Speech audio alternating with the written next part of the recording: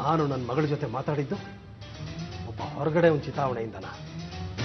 ಅವನು ಹೇಳ್ದ ನೀನೆಲ್ಲನೂ ಚಾಚು ತಪ್ಪದೆ ಮಾಡಿದೆ, ನಾನು ನನ್ನ ಮಗಳು ರಾಜಿ ಆದ. ಅವನು ಉಪಕಾರದ ಋಣದಲ್ಲಿ ಬಿದ್ನ. ಹಾಗೆ ಯಾಕ್ರಿ ಅನ್ಕೋತೀರಾ? ಅವನೇನ್ ಬೇರೆಯವನ? ಇನ್ನೇನು ನಂಬವನ? ಮನೆಯವ್ರಿಗೆಲ್ಲ ಒಂದೇ ಜಪ, ಅವನು ಒಳ್ಳೆ ಹುಡುಗ, ಅವನು ಒಳ್ಳೆ ಹುಡುಗ ಅಂತ. ಒಳ್ಳೆ ಹುಡುಗ ಮಾಡೋ ಕೆಲಸನ ಇದು? ಹೊರಗಡೆ ಕರೆಸಿ ಮಾತಾಡುವಾಗ ಫೋಟೋ ತೆಗೆಸಿ ಅಹಲಿನಂತವ್ರ ಕೈಲಿ ಗಾಸಿಪ್ ಮಾಡಿಸೋದು, ಊರಿಗೆಲ್ಲ ಸುದ್ದಿನ ಹಬ್ಸೋದು, ಇದೇನೆ ಒಳ್ಳೆ ಹುಡುಗ ಮಾಡೋ ಕೆಲಸ? ಇನ್ಮೇಲೆ ಆ ಹುಡುಗ ಈ ಮನೆ ಹೊಸಲು ತುಳಿ ಕೂಡ್ದು. ಅಲ್ಲ ರೀ, ಇದೇ ಫೈನಲ್.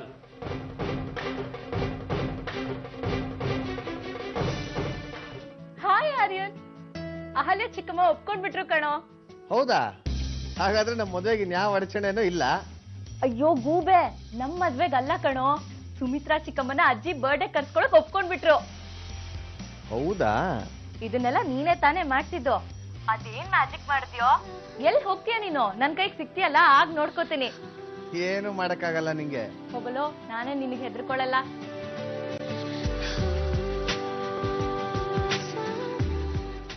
ಆರ್ಯನ್ ನೋಡಿ ಏನಾಗಿದೆ ಅಂತ. ನಾವವತ್ತು ಹೊರಗಡೆ ಸಿಕ್ಕಿ ಮಾತಾಡಿದ್ನ ಯಾರೋ ಫೋಟೋ ತೆಗೆದು ಅಹಲ್ಯ ಅಕ್ಕಂಗ್ ಕಳ್ಸಿದ್ದಾರೆ. ಹೌದಾ?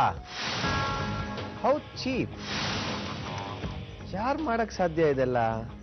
ನನಗೆ ಅನುಮಾನ ಇರೋದು ನಿಮ್ ತಾಯಿ. ಸಾವಿತ್ರಿ, ನನ್ನ ತಾಯಿ ಬಗ್ಗೆ ಹೀಗೆಲ್ಲ ಬೇಜವಾಬ್ದಾರಿಯಿಂದ ಮಾತಾಡ್ಬೇಡ. ಇನ್ ಮುಂದೆ ಯಾವುದೇ ಕಾರಣಕ್ಕೂ ಎಲ್ಲೂನು ನಾನು ನೀವು ಹೊರಗಡೆ ಭೇಟಿ ಆಗಲ್ಲ ಅಷ್ಟೇ.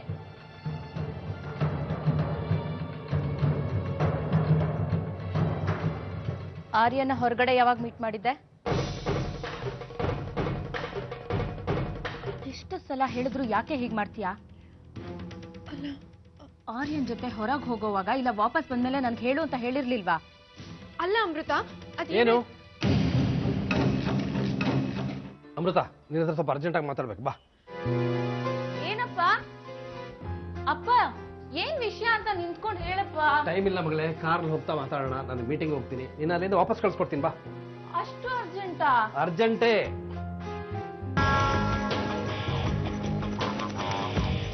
ಸಾವಿತ್ರಿ, ಇವನ್ನ ಈಗಿಂದೀಗ್ಲೇ ಇಲ್ಲಿಂದ ಹೊರಡಕ್ಕೆ ಹೇಳು. ಅಪ್ಪ, ನೀನ್ ಸುಮ್ಮನೆ ಇರೋ ಮಗಳೇ. ನಾನು ಸಾವಿತ್ರಿನ ಹೊರಗಡೆ ಭೇಟಿ ಮಾಡಿದ್ದು ನಿಮ್ಗೆ ಸಿಟ್ಟು ತರಿಸಿದೆ. ಅದ್ರ ಕಾರಣ ಏನು ಅಂತ ನಿಮ್ಗೆ ಈಗಾಗಲೇ ಗೊತ್ತಾಗಿದೆ. ತುಂಬಾ ಉಪಕಾರ ಆಯ್ತು. ಕರ್ವೆ ಅಂತ ಅಸಿಸ್ಟೆಂಟ್ ಎಡಿಟರ್. ನಾನಿಲ್ಲಿ ಬಂದು ಹೋಗ್ತಾ ಇರೋದು ಗೊತ್ತಾಗಿ ಏನಾದ್ರೂ ಸೆನ್ಸೇಷನಲ್ ನ್ಯೂಸ್ ಸಿಗತ್ತೆ ಅಂತ ನಾನು ಬೆನ್ನ ಹಿಂದೆ ಬಿದ್ದಿದ್ದ. ಬಿದ್ದಿದ್ದಲ್ಲ, ಬೀಳ್ತಿದ್ದು. ಇದೇ ನಿಮ್ಗಾಗಿರೋ ತಪ್ಪು ತಿಳುವಳಿಕೆ. ಈ ಸುದ್ದಿಯಿಂದ ನನ್ನ ತಾಯಿನ ಖುಷಿ ಪಡಿಸ್ಬೇಕು ಅಂತ ಅವ್ನು ನನ್ನ ಬೆನ್ನ ಹಿಂದೆ ಬಿದ್ದಿದ್ದು ನಿಜ.